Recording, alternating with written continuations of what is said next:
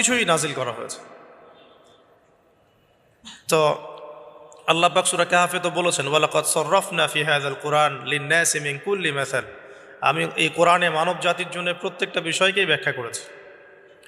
ওয়া নাযালনা আলাইকাল কিতাবা তিবয়ানান লিকুল্লি শাই, হে নবী আমি আপনার প্রতি এমন একটা কিতাব নাজিল করেছি যেটা তিবয়ানান লিকুল্লি শাই, প্রত্যেকটা বিষয়কে ব্যাখ্যা করে।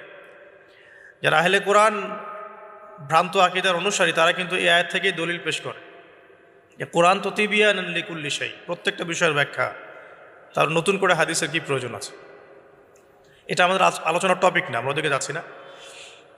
তো আল্লাহ পাক কোরআনে কিন্তু বাবেল নগরীর কথা বলেছেন, সূরাতুল বাকারার 101-2 আয়াতগুলোতে আছে। এই বাবেল নগরী তৎকালীন সময় জাদুবিদ্যার একটা আকড়া ছিল আর কি। এর আগে আমরা জানি